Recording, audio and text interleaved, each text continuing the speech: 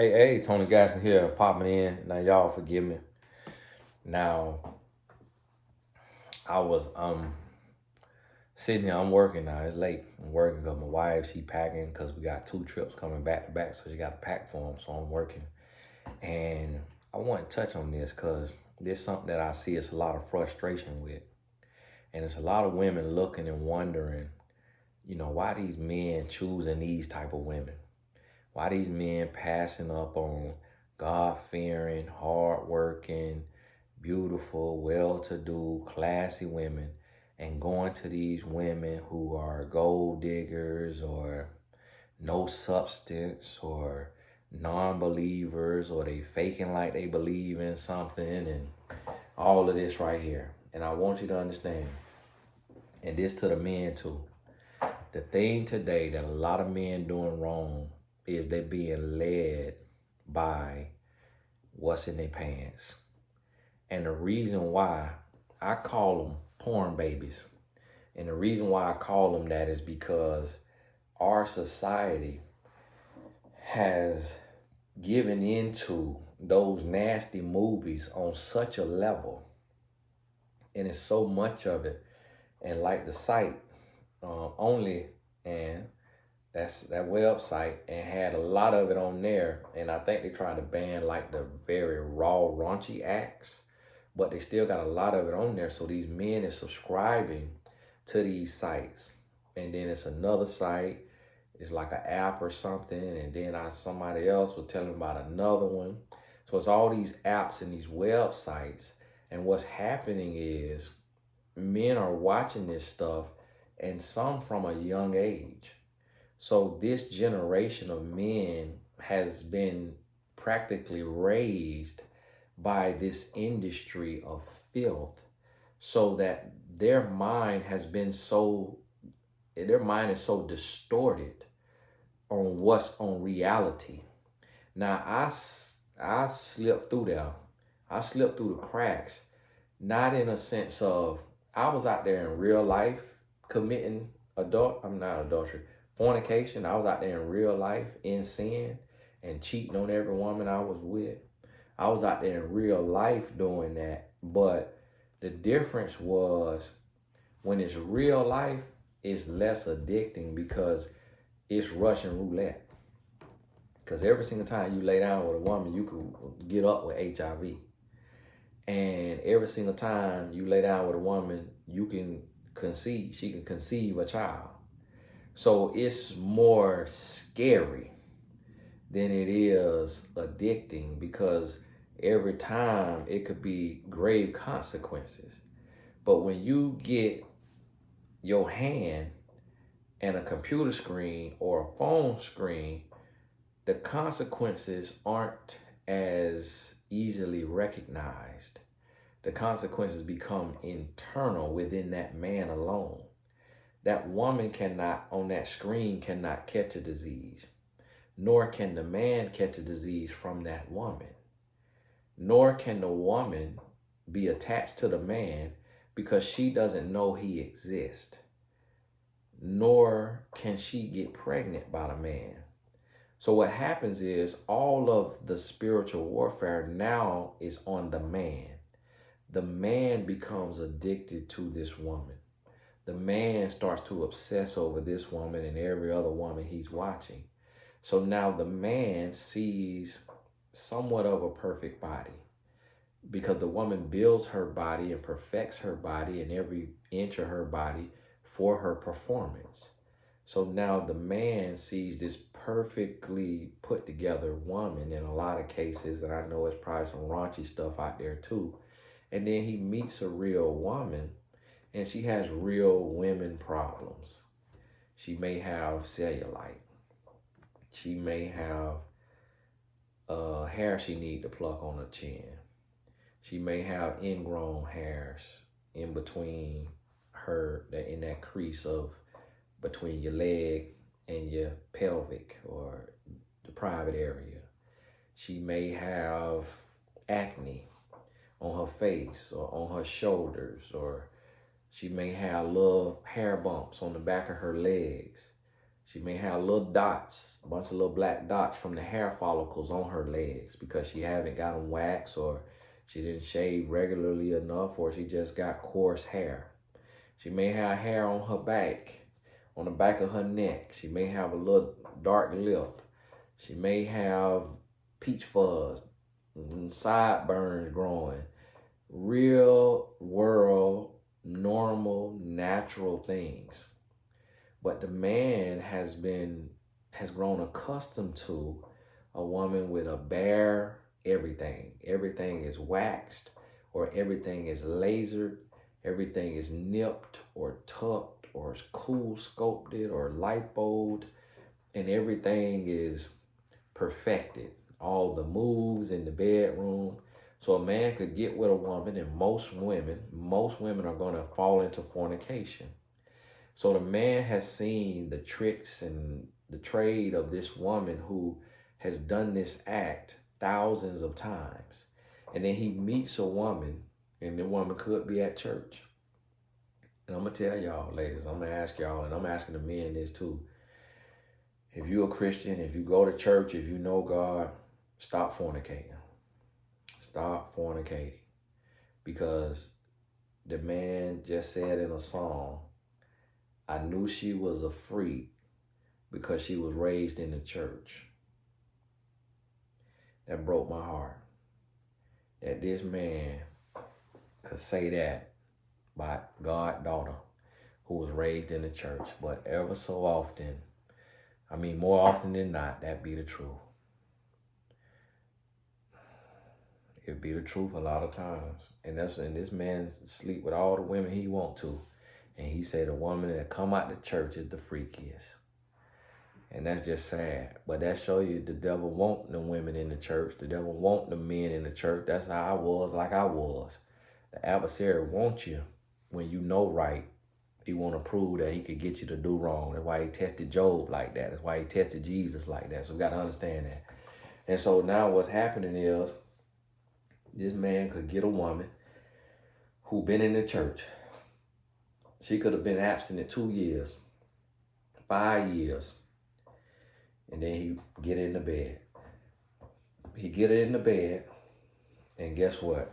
She don't know 10% of the tricks that he been watching.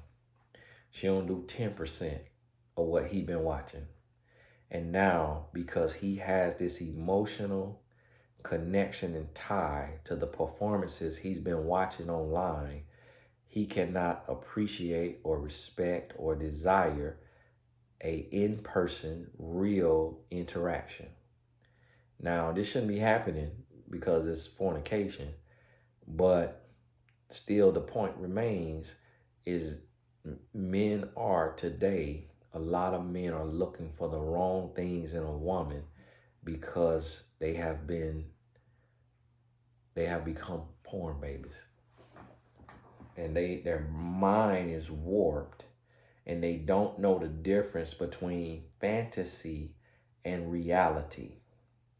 And they're trying to make reality appear and be and perform and act just like a fantasy, not realizing that that fantasy is not real. So a woman who has a head on her shoulders, she has self-control and discipline, she stands for something, she has her belief system, her faith, her religion, and she has all of this, the man doesn't know how to appreciate it. So a lot of times he may take her hand in marriage, ask for her hand in marriage to please society, but still cheat on her and dog her out or mistreat her with the fantasy that he wants. And so a lot of men will end up desiring an exotic dancer because it reminds them of the stuff they've been watching and indulging in, a escort. When you think about it, I believe one of the rappers has a child from an escort. And a lot of them have plucked the stripper off the pole. A lot of them have plucked escorts out of the sex working industry. And a lot of men, everyday men, have dated strippers and been with strippers and escorts and all of these things because chasing that high and that fantasy from that screen. computer or phone screen. And I could see it all around me. And I saw it. And I remember, I tell y'all, when I was in college, it literally, and I don't know why I was so into women in real life. I think it was because I was searching for my wife because I was raised with my father. But I remember teammates, and it'd be like 8 guys, maybe even 10 sometimes, sitting in a room watching a 13-inch TV, watching porn on a 13-inch TV on the VCR. They had brought up VCR tapes, VHS tapes, to school or went to a local nasty store and bought these tapes, and it had the little TV and it had the VCR attached to it at the bottom. It's all one thing. And they put that tape in there and they'll watch them nasty movies. And I remember being in there one day. Man, I don't know how long I was in there. I probably was in there 10, 15 minutes. Could have been 30. And I couldn't barely see the TV because it was 13 inches and it was like 10 or 13 of us in there that day I was in there. When I wouldn't be in there, maybe some other guys wouldn't be in there. I feel like it'd be about 8 guys in there.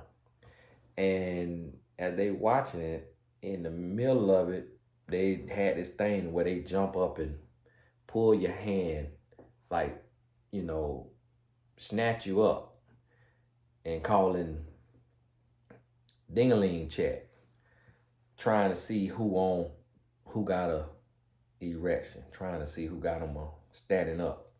Now, I never had one if I ever seen something like that, because it just didn't do anything for me, because I was used to the real thing. So the screen, and I don't think it really was doing nothing. It was kind of like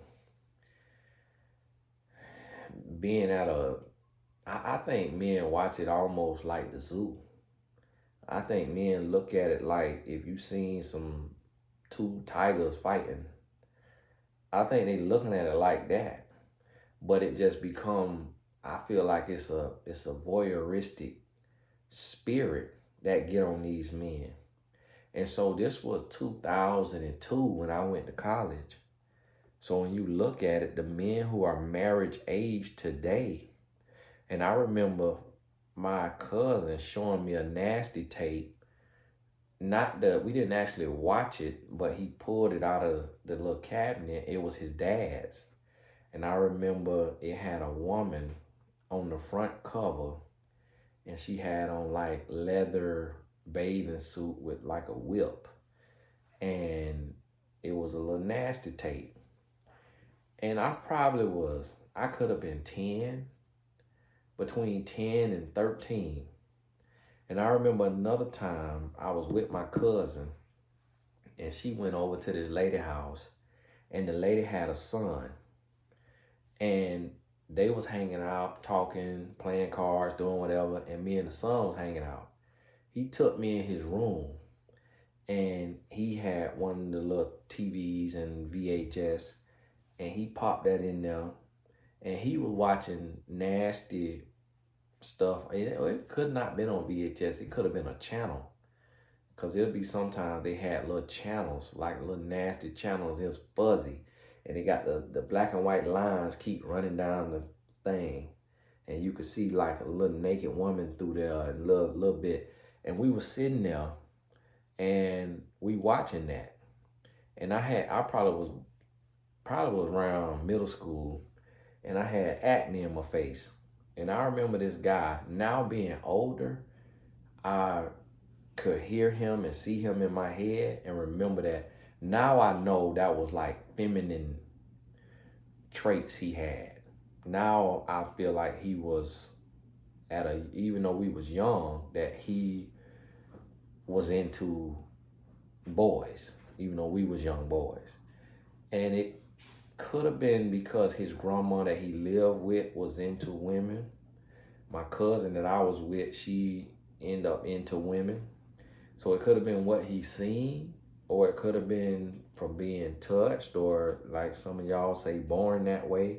I don't get all into that because I don't know what a person feeling and going through. And so I don't get all into it. And he said to me, he was like, you know why you got them bumps in your face? And I was like, why? He was like, it's because you got sperm all the way up to here. But he say if you start jacking off, he's like every time you jack off, he say, cause you see the bump got a little white stuff in it. That white stuff, that's sperm. He say, so if you start jacking off, every time you jack off, the sperm gonna go down, down, down, down, down. And what he was trying to do was trying to talk me into jacking off with him while this was on the TV. And I was like, oh, really? Oh, okay. No, I'm good. I'm good. That's what I said to him. And he ain't do nothing now. Because I would have been, I ain't gonna tell him, I probably would have ran out of there so fast. But he ain't whip out of nothing. And that's how I could tell y'all this story. And this the thing. That's what I went through, but that's the closest thing to kind of being groomed almost. This guy was trying something, but it's men who done gone through a lot more. I would imagine in the household he was being raised in, he could have been through more. And that's why he was talking like that at such a young age. Like, because I really didn't know what he was talking about. I was a church baby. I was in church every time the doors was open. My dad was assistant pastor or the elder of the church at that time. So I'm kind of like, man, like, what did you talking about? Because I was still naive.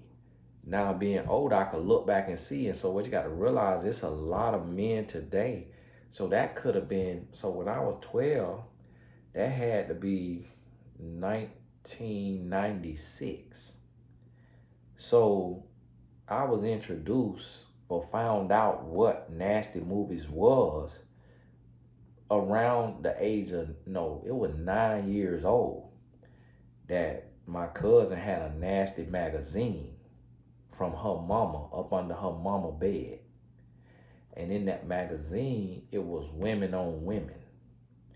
And so it was at 9 years old that I learned what oral was from the male to the woman. And then also, I'm guessing, from woman to woman. But it was this nasty book. So right after that, then I'll see the movies out there, the VHS. And it's some of y'all who know about this. Some of y'all watching this, you actually had a parent who had this stuff and you got to indulging in it. I think it was the lady, one of the ladies who I heard, they say, she said her grandmother showed her how to touch herself at the age of 12. And I remember having women tell me that they got that sensation, that feeling at a young age, 6, 7, 8, from dry humping. So what you got to realize, this perversion was introduced at a young age for a whole lot of us. So today, marriage age men, so many of them have a warped mind, have a distortion of what's real versus what's fake. They distort it. And so they don't know or how to appreciate because of the spirit they was turned over to at a young age. So it's kind of unfair for me when I praise marriage and I promote it. It's because I wasn't turned over to that spirit that is connected to the internal, the mental. For me, I was out there physically, but didn't really know what I was doing and was going through the motions. And every time it was so scary. And every time I would be praying, asking for forgiveness. And Lord, please don't let me have HIV. It was more traumatizing. But I was doing it trying to be a man, thinking that this is what make me a man. And so it was just you in that lost state. And yeah, you know right from wrong. But if everybody doing wrong, then you trying to do wrong too. Unless you just one of them special people that's just cut out to never do wrong. That wasn't my lot in life. And so, but I felt like the digital, the videos, and then when the internet came, and even the magazines, I felt like that took a different hold on people. because it was so easily accessible and it was right there. It was much harder to do the physical because you got to actually talk to somebody, build with somebody, get a rapport with somebody, like build up the courage to make a move. But you ain't got to build up a courage to open a dirty magazine or to pop in a VHS or to pull up a website. So it's so easy, so easily accessible that you just right there to where a lot of men getting into that 3, 4 times, 5, 6, 7, 8, 9, 10 times a day. And I would imagine that it's so addicting that there's men going on their lunch break to the bathroom with their AirPods, bringing up their favorite app and squeezing them one out. Imagine that lifestyle and you being so into that and so on that's just where you at. So how can you have a real connection when you so digitized, you so metaversed before the metaverse? You in this fantasy world that's not real because you ain't touching this woman physically. The woman don't even know you, but yet you sleeping with her because with your hand or your lotion or baby oil or whatever you was into. But you sleeping with this woman every day and she don't know you exist. That was the metaverse before the metaverse. And I guarantee you the people who made the metaverse probably had a little bit of that going on. And probably why they so accustomed to virtual reality versus a real reality. And yeah, I seen a commercial talking about a surgeon gonna be able to do surgery several times in the metaverse before touching a real human being and how it's gonna be all good, but it's gonna be some dark sides of that metaverse too. Guarantee it's gonna be some back pages. It's gonna be some stuff going on in that verse. The way a man could sit there and watch him a show in 3D up close and personal, and that woman could wrap them legs around his face right in that verse. And that's what now is starting to break down the marriages and distort the mentality of the quote unquote good men. A lot of the good men that's remaining single, it's because of a hold. Now there are some, and we don't want to lump everybody in, there are some who is righteous and they focus and they on their grind, but it's a good amount of them that there's a stronghold on their life. And so when you see these men who are not bad men in the sense of they're not like just ruthless, they're not criminals, they're not, and they choose women who are fantasy pieces, who are seen as a fantasy or a trophy versus your everyday woman next door. A lot of times, not all the time, because it could be a genuine connection, but a lot of times they choosing this woman because she looked like a fantasy woman. She got the body, or she got the face, or she got the lips, or she got the body parts that remind them of their dirty magazine, or their dirty VHS, or their dirty DVD, or their dirty website, and they want to enact in real life with the body and the face or the look that come from one of those outlets that they have become addicted to. And so that is one of the main reasons, and you got to be sensitive to the spirit to be able to pick up on it. When you're talking to somebody and you're dealing with them, some men going to be open about it because it's become so normalized with these websites popping up. But then some men still going to be secretive about it because it's shameful to them. They're ashamed of that addiction. But you'll be able to pick it up in their conversation and just in their body language and how they talk to you, how they treat you. And it'll be one extreme or the other. Either the man is like a fish out of water, like he's just so nervous, he's so flustered, he's so flushed in the face, or he's extremely assertive or aggressive or forward. it's really the middle of the way man that's neither one of those that is most healthy. Don't mean he perfect now. Don't mean he don't look at it at all. But he the most healthy. But I've noticed that that lifestyle, whether the physical or the digital, leads a man to be one extreme or the other. Either he don't know how to really deal with women and super duper awkward, or he just very forward and almost borderline disgusting. Some women are flattered by that forwardness and try to say, oh, just say what you want and you might get it and all this. And men have bought into, oh, women love a forward man. Listen, y'all better start reinforcing that because it's going to get you in trouble. Better start reinforcing it. Hey, look here. Remember, we got class coming up for those of y'all want to write your story. I got to be mindful about mentioning what's going on coming up. And listen, the class will close now. As some of y'all found out from the mid-year checkup, it was a lot of people who wrote in after midnight, hey, can I get in the class? Listen, click the notification bell on the videos. Set your notifications on wherever you on me on social media. Check your emails. Put it in your white list or your contacts so that when I email you, you see it and you know about the class. It's limited space. And a lot of people found out that when I say space is limited, that's not a marketing tactic. That's real.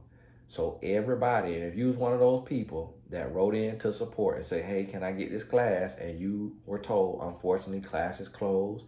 Unfortunately, the replay is not available to those who did not sign up for the course. If you one of those people, put it in the comments. Put in the comments so people know I ain't lying. This ain't no sales tactic. So listen, doing a class, it's for those of you who want to write your story. Whether your life done been peaches and cream or whether your life done been hell and brimstone. H-A-I-L. Ain't talking, I know my accent. Y'all think I'm talking about Satan house. I'm talking about H-A-I-L. Ice falling out the sky. Whichever way your life has been, or a little bit of both, you want to write your story, even if it's not to publish, even if it's to give to your kids or to have a little manifesto. I don't know if that's the right word for it, for your grandkids or your great grandkids. That's why I'm writing so much. And my wife just gave me another great book idea that as soon as I get away, I'm finna write it. But something that could be passed down. And if you don't got kids, maybe for your nieces, your nephew, or maybe it's just gonna be given away free through a foundation for young women or young men, or young boys, young girls. So if you want to write that story, which I believe everybody should do, I believe everybody should do it just to leave your mark on the world, to say, I was here. The class is dirt cheap. It's only $97, but I'm going to give you my blueprint of how I write my books in a week. So the link may be in the description. If I forgot to put it there, it's on TonyGaskinsAcademy.com. And it's the first course right there, Birth Your Book Live. Hey, God bless you. We'll talk soon.